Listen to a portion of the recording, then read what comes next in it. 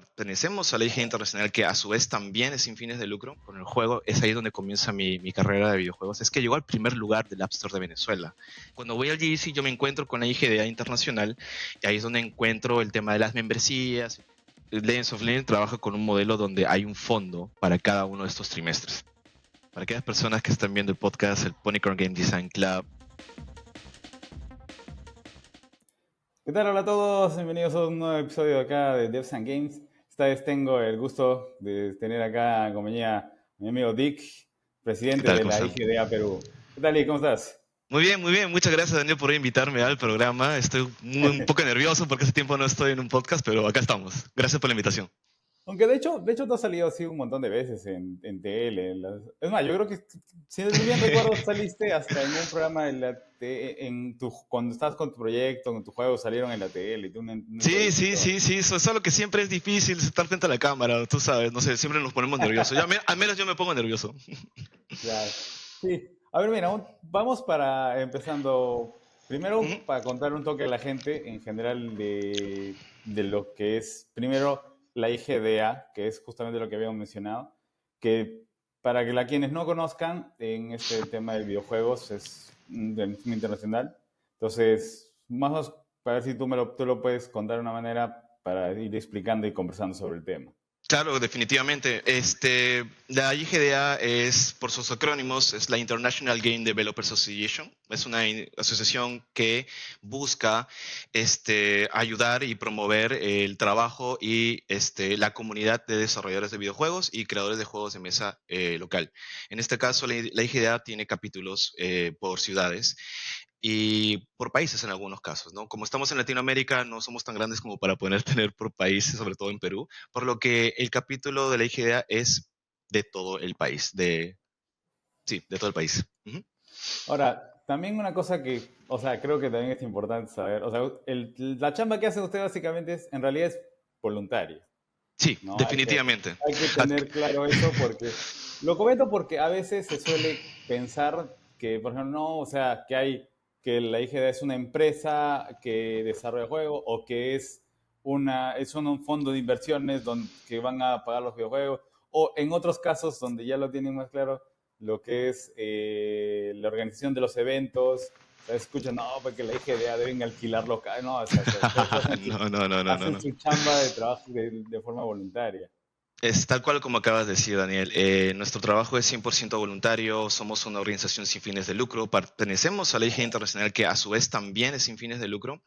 Tengo conocimiento que existen ciertas personas que sí son remuneradas dentro de la IGDA, pero eso es ya directamente con la internacional, ¿no? La IGDA HQ. Nosotros, al ser parte de un capítulo dentro de Latinoamérica, nosotros nos regimos a ciertas reglas que no se aplican a otros países, como por ejemplo, la IGDA es un modelo que se sostiene por membresías. Y, por ejemplo, ¿qué hacen usuarios que viven en Estados Unidos y tienen una membresía de la IGDA? Ellos tienen acceso, por ejemplo, a comunicaciones directas con otros desarrolladores y otras organizaciones que puedan ayudar dentro de la IGDA, pues, al trabajo de estos desarrolladores.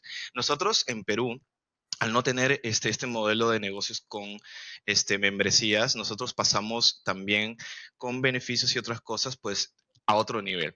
Pero también a su vez nos da la libertad de poder generar actividades e iniciativas que salen un poco fuera de lo común.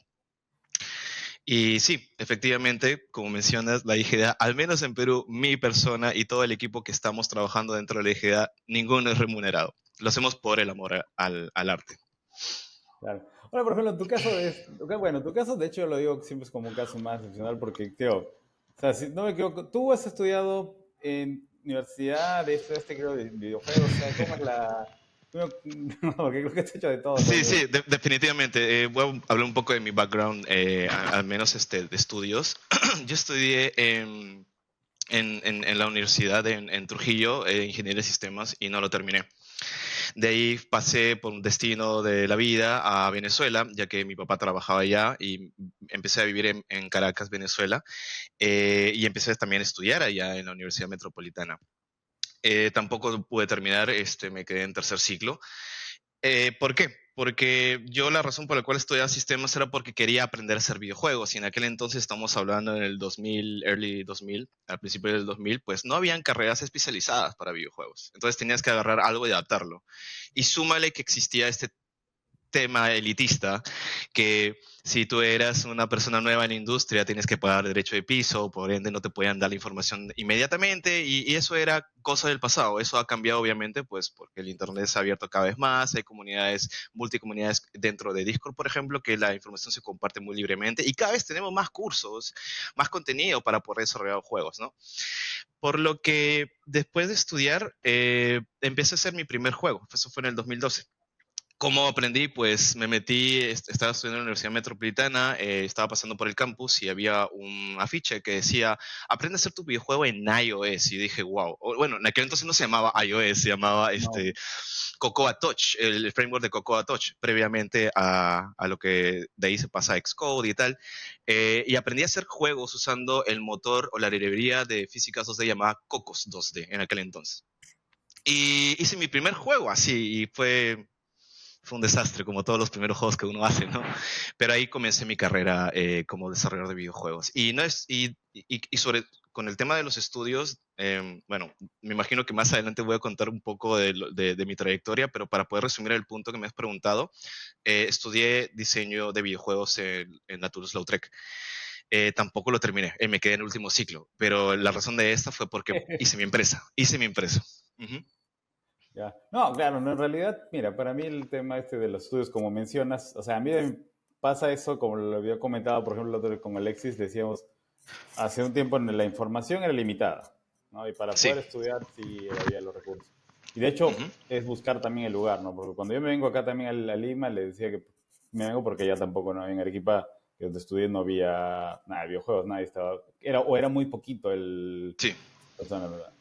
Ahora, entonces un toque entrando ya en la parte de el grupo, por ejemplo, cuando trabajan con el que trabajan ustedes a nivel de GAM, antes de entrar, ahorita vamos a conversar un poquito más de las cosas con las que has desarrollado, Ya.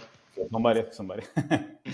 Vale. Por ejemplo, las personas con las que, por ejemplo, se integran ya dentro del grupo, todas son pertenecientes, entiendo yo, una que tiene que ser de locales, no personas, ¿ve? Sí. O sea, porque tienen una asistencia que tiene que estar, dedicar como una cantidad de horas, o cómo más o menos es la distribución del trabajo, por ejemplo, para las personas que integran, en este caso, tu equipo en la IGDA.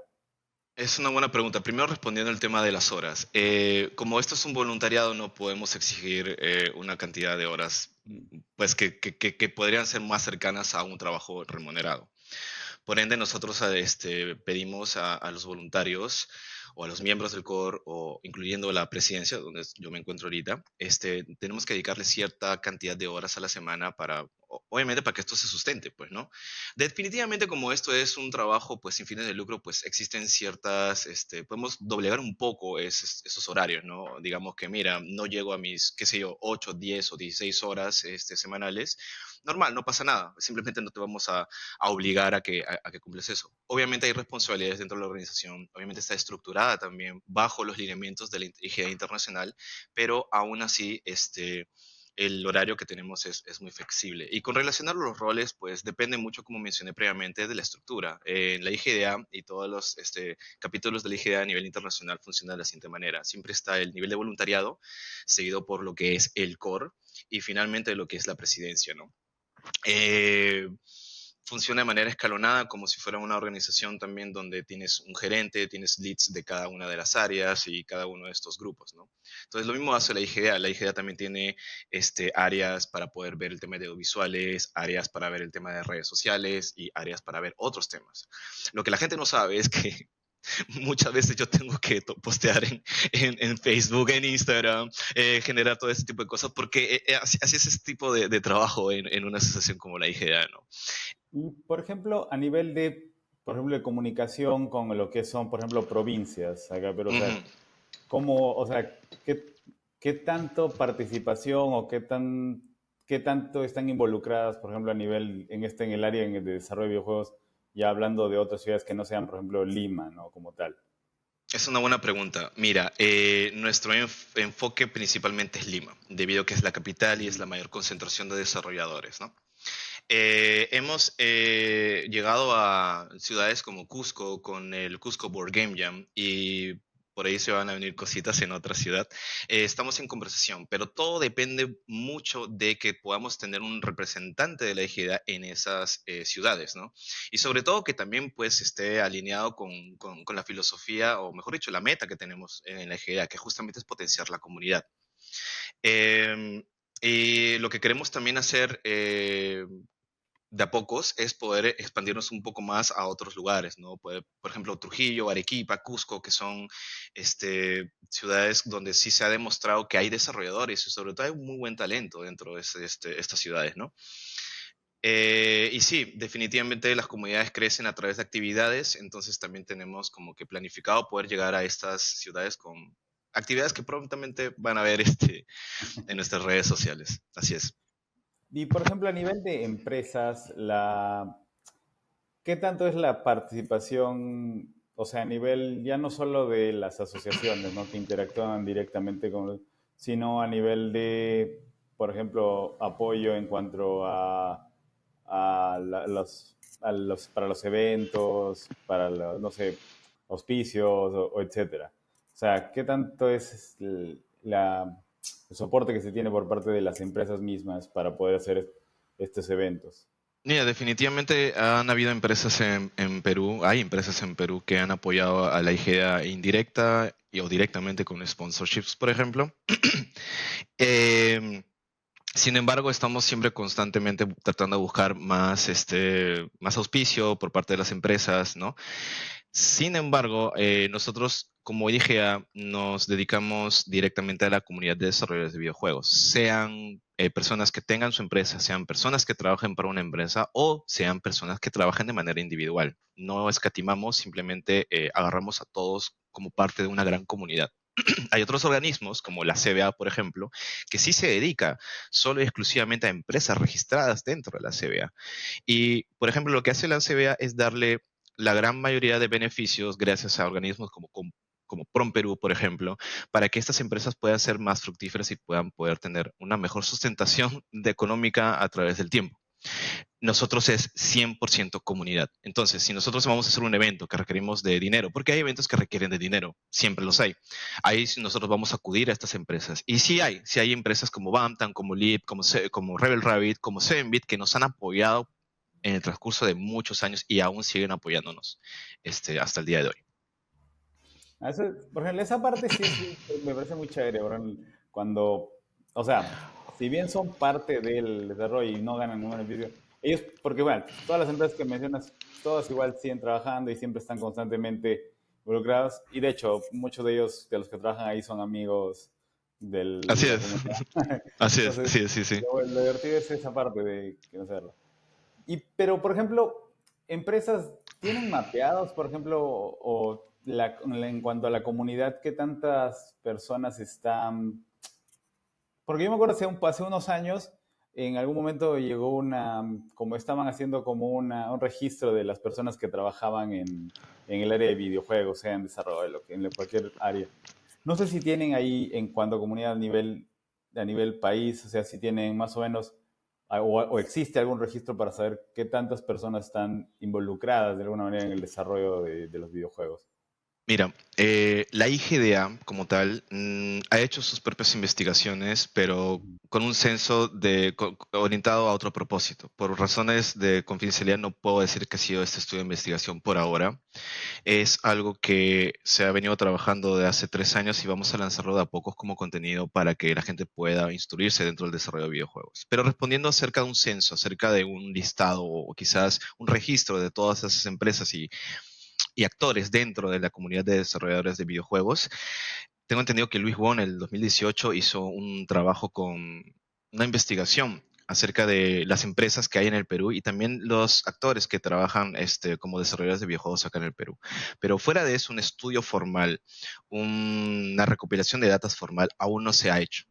al menos de empresas, aún no se ha hecho. Lo que sí tenemos en la IGA, por ejemplo, Daniel, y probablemente lo has visto, es un link de aquellos juegos peruanos que existen. Obviamente vamos a tener que actualizar porque hay Bantam, por ejemplo, y su Exacto. último juego no es Nickelodeon Car Racers 3, su último juego es el de Avatar, y hay como otros estudios, ¿no? Que ahí están trabajando en Leap, ciertos proyectos, como Leap y Dice Hulk, por ejemplo, tampoco está sí. actualizado. Y es algo que tenemos también pendiente dentro de nuestro gran roadmap de cosas que queremos hacer este año, ¿no?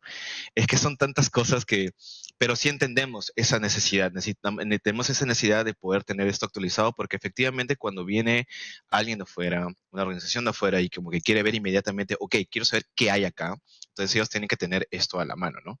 Y eso es también es algo que hemos conversado con otras organizaciones para poder armar entre todos pues este listado grande y poder tenerlo entre todos nosotros, pues, ¿no? Lo cual sería ideal. Sí, bueno, ojalá, ¿no? En realidad, eso sí tiene que ser un aporte, otra parte, es un trabajo más que se tiene que hacer a nivel de comunidad a largo plazo. Sí. Ahora, vamos entrando un poquito más en ya en ti, por ejemplo, ¿cómo llegas a ser parte ya, volverte a decidir meterte en esta parte del involucrarte ya directamente en la participación en IGDA, siendo parte y ya, bueno, tomando la presidencia como tal? Porque mira, tú antes, como dices, ya habías formado empresa, tú estabas con, ¿cómo se llamaba? Dream Labs. Dream Labs, sí. Dream Labs, cuando Ujú. estabas trabajando. Incluso me acuerdo bueno, de hecho me acuerdo que alguna vez he visto alguno de los juegos, o lo probé alguno de Keeper, era uno de los Ah, de Keeper. sí, Creo no, que The era uno, Keeper no era de Dream Labs, The Keeper o era nace en la tuyo Toulouse. más. Era mío, sí, Claro. exacto. Yo me acuerdo que Nace, y sí, claro, me acordaba de ajá. esos juegos. De ahí te vi, de ahí vi, bueno, de ahí me acuerdo que estuviste trabajando en otros proyectos. Bueno, porque generalmente nosotros nos encontrábamos en los Game Jams, que era donde Definitivamente, sí, sí, era sí. como que el punto de encuentro para conversar. Sí. Pero sí, de acuerdo que tenías algunos de esos proyectos. Pero de ahí, por ejemplo, tú estabas ya en empresa, ¿qué proyectos estaban haciendo? Y cómo es que llegas después como tal, a participar de IGDA? Ya. Ok, a ver. Vamos un poquito, Ok, vamos por partes. Ya. vamos por partes. El primer juego que yo hice fue en el 2012. Oficialmente mi carrera empieza como desarrollador de videojuegos en el 2012. Yo había desarrollado este juego después de este curso que te dije, que vi en una ficha en la universidad. Fue un workshop de 2 días intensivo, donde al final no entendí nada. Era para aprender a programar en Objective-C y no entendía el tema de los frameworks. Bueno, ahora los entiendo, ¿no? Ahora sé programar. No soy programador, pero sé programar. Ahora los entiendo perfectamente, pero antes no lo entendía, no tenía la más mínima idea de qué estaba pasando. Pero el deseo de hacer juegos estaba ahí, prevalecía, ¿no? Entonces yo recuerdo que teníamos un grupo de todos los chicos y las chicas que estábamos llevando el curso, que éramos unos casi 30, éramos bastantes para hacer que entonces 2012, ¿no? El interés existía, ¿no? Y no podía programar, pero quería hacer este juego, ¿no? Y llego con el concepto de un juego que en aquel entonces, para lo que es la sierra de Venezuela, así como acá despectivamente llamamos a la gente, o la gente llama despectivamente, no sé, la gente de la sierra, Claro. serranos, allá en Venezuela le llaman gochos, ¿no? Y yo conozco un gocho que me dice, había este juego tradicional que también se llamaba el gocho, que es muy parecido a un solitario inglés. El solitario inglés se le conoce porque es como las damas chinas, pero se mueven en un triángulo, no en un cuadrado, ¿no? Como las damas chinas. Y me metí al App Store de una, fue mi intención, ¿cómo se llama? De mi intuición, y no había un juego similar. Dije, ok, esta es una oportunidad, pero no sé hacer juegos. Me metí a Google y empecé a buscar como loco cómo hacer un juego sin programar. Literal, eso fue lo que puse en inglés. ¿Cómo hacer un juego sin programar? Y me topo con esta herramienta llamada GameSalad. GameSalad es un editor de juegos. Se autovendía como un editor what you see is what you get. Básicamente es todo lo que estás viendo en pantalla es el juego. Y como programas, pues chapas tu Tu bloque de bloquecito, claro. if y vas a poner los actores y cada uno de estos bloquecitos tienes pues un número. Y vas armando tu juego así. ¿No? No tan interesante, por ejemplo, la versión Pro te permitía hacer muchas más cosas y en aquel entonces yo no tenía el dinero y no estaba estudiando tampoco. Ya había dejado la Universidad de Venezuela Sin embargo, si eras estudiante te daban un descuentazo. Creo que la licencia costaba como $500 y voy a confesar aquí en tu video, Daniel, Ah, que como yo he meses. falsificado una identificación con tal de yo poder solo pagar $100, porque era tanto mi deseo, pero no tenía el dinero que sí o sí lo quería hacer. Tuve que falsificar estos documentos, me compré la licencia por $100, aprendí a hacer el juego y lo hice en 2 semanas. Así era mi intención de hacer juegos. Lo hice, el gocho salió en 2 semanas, el arte, la programación, el diseño lo hice. Y mi grande sorpresa con el juego es ahí donde comienza mi carrera de videojuegos. Es que llegó al primer lugar del App Store de Venezuela. Estuvo por encima de Facebook, por encima de WhatsApp, por un día. Acá viene lo más interesante, fue en mi cumpleaños. En mi cumpleaños llega Qué al primer buena. lugar. Eso fue, para mí fue como que, ok, yo creía que estaba como que, ya, acá la hago, yo voy a ser multimillonario próximamente porque estoy por encima de Facebook, de WhatsApp. No podía estar más equivocado en mi vida. De Ah, ahí fue lo lo que que pasa. pasó. Sí, exacto. O sea, una cosa es que tengas descargas gratis y otra cosa es monetizar en aquel entonces. Yo había creado una versión gratis del juego y una versión pago del juego que era como multiplayer, local. O sea, básicamente dividía la pantalla en dos Claro. y yo podía jugar con otra persona. El problema de eso era que no todo el mundo pues compraba o tan fácilmente, pero sí se volvió muy popular el juego porque atacaba un problema de el término del gocho, ¿no? Y se volvió hiper popular. Después hago mi siguiente juego, que es Crazy Hungry Fly Survival. Es un título muy largo y ese sí no tuvo nada de éxito, ya, pero nada, o sea, ni siquiera llegaron las 500 descargas. El Gocho en su prime, o sea, cuando llegó al primer lugar, tuvo casi más de 10.000 descargas. Para el 2012 era un montón de descargas. Era muchísimo, para esa fecha sí. Sí, pero mira qué pasó. Me puso una exposición y me empezaron a contactar empresas que querían que haga apps. Y estas empresas no te decían que haga apps gratis, te pagan muy bien. Y empecé a dedicarme al desarrollo de apps y de business intelligence. De ahí yo bifurco a este sector porque daba dinero, así de sencillo, daba plata. Y me había olvidado por un momento por el desarrollo de juegos, porque de verdad estaba muy cómodo, hasta que me expropian la empresa en Venezuela. El gobierno Wow. bolivariano de Venezuela la toma, literal, y me deja en la calle. Eso es un tema que no voy a entrar en muchos detalles, pero básicamente es como que estés trabajando 3 años por tu bebé y te lo quitan sin previo aviso y tienes que hacer algo, ¿no? En este caso, como yo soy peruano, decidí regresar a mi país y nada, sostenerme con el apoyo de mi familia. Y es aquí donde yo empiezo a estudiar en la Toulouse-Lautrec. Al principio estaba un poco reacio con la idea de estudiar game design porque decía que eso lo puedo aprender en internet, así como yo he aprendido a hacer esto para hacer juegos. Así pensaba, ¿no? Pero también estaba muy equivocado. Estudiando game design me enteré de muchas cosas que de verdad me hacían falta para yo poder hacer juegos, para poder hacer mejores juegos inclusive. Y es acá donde yo empiezo, pues,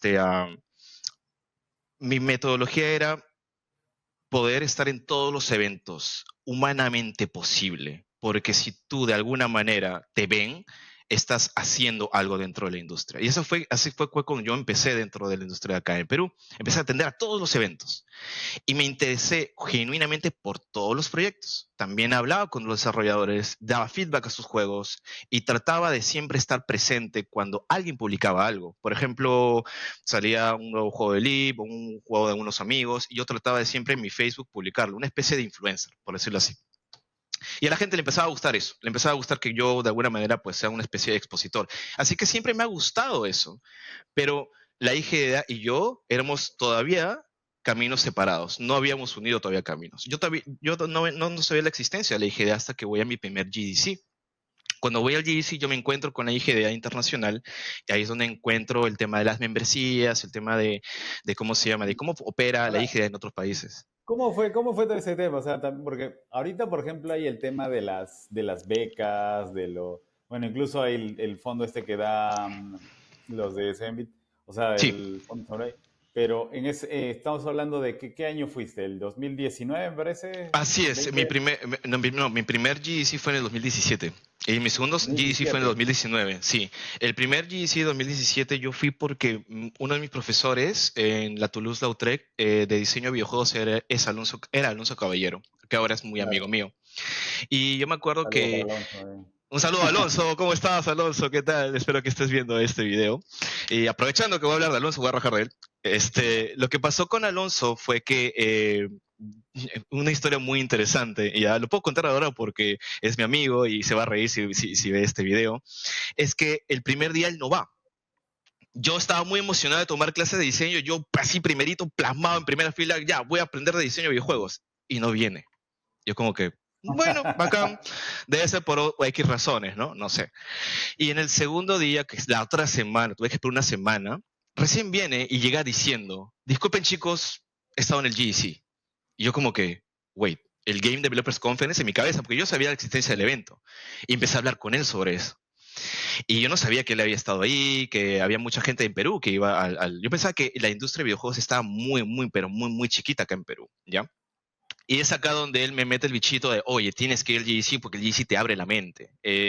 Una cosa es que tú estés desarrollando juegos acá y otra cosa es que tú vayas a Estados Unidos, que es el país donde más se producen videojuegos y más consumen videojuegos, que eso es importante. Bueno, ahora podemos hablar un poco más también del mercado asiático, pero en aquel entonces Estados Unidos sí era predominante, ¿no? Y me interesó y fui. Me convenció, básicamente. Obviamente no es para cualquier persona. Lo malo del GEC, lo malo de viajar al GEC como peruano es que sale un ojo de la cara. No, Vas a pucha, San Francisco, exacto, y San Francisco no es una ciudad barata, es una ciudad bien cara. Estás al lado de no, Silicon Valley.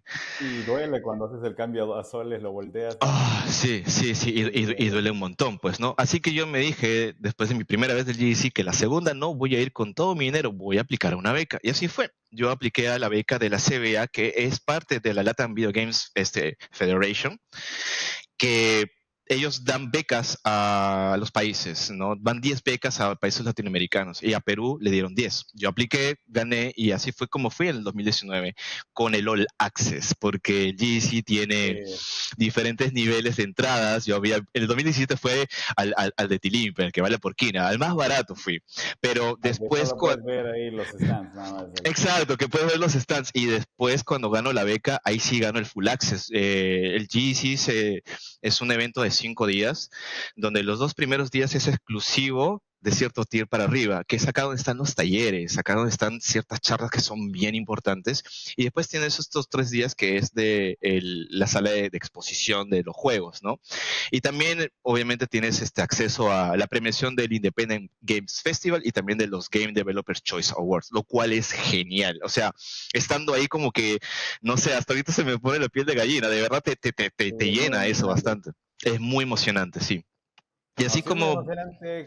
Perdón que te No, corte. no, dale, dale, dale. Justo esa parte de lo que te hablas esas experiencias, por ejemplo, yo viajé en el 2022 también, justamente con las becas también. Sí, lo sé, sí, lo sé. Y justamente cuando estás en la premiación es como que todo lo que has estado mirando por el internet, los mirabas y ves todo lo que estás ahí sentado mirando y ya, hoy estoy Sí. acá. Sí, Es otra cosa. eso que tú dices sí se siente muy chévere.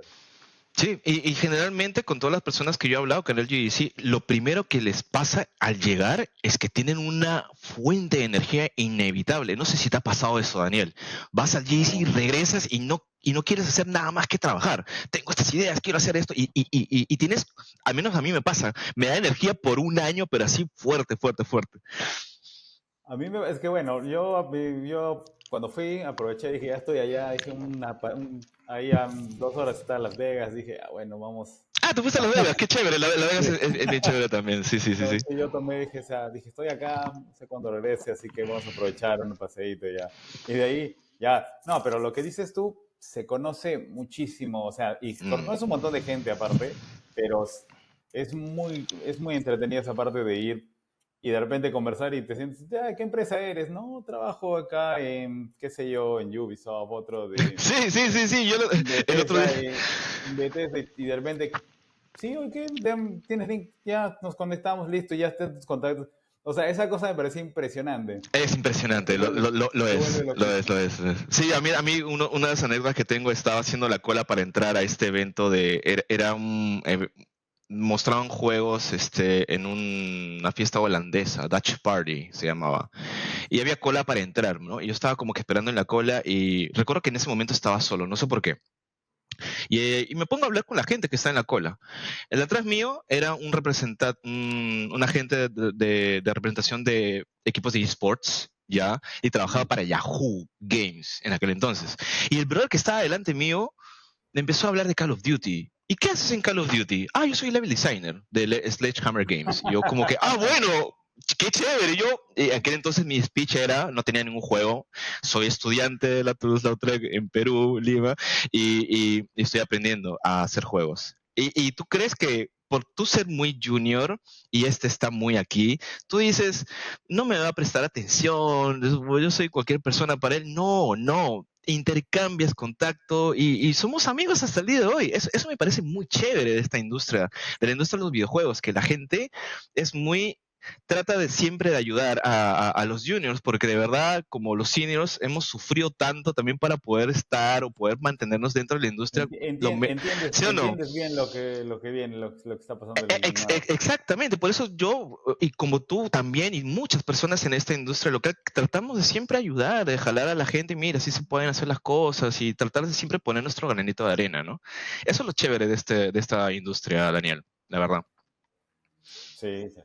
Entonces, 2017 y 2019 ya fuiste. Entonces, de Exacto. ahí, Le voy al GDC, entre 2016 y 2019 yo me dedico a hacer videojuegos educativos. Ya, estudiando, sí. sí, estudiando en Toulouse-Lautrec, yo decía, ya, ok, de alguna manera necesito dinero, ¿qué hago? Me metí a Reddit, en aquel entonces, varias personas me decían, mira, métete a Twitter, porque en aquel entonces era el canal principal para poder saber todo lo relacionado a game development. Reddit también, el canal de Indie Game Dev y de Game Dev también. Y de ahí era como que, ok, algunos job postings de Gama Sutra, que ahora se llama Game Dev Careers o algo así, no estoy seguro cómo se llama, no recuerdo el nombre. Yo siempre pongo Gama Sutra y me redirecciona al nuevo nombre, Sí, no sé cómo el se nombre llama. es...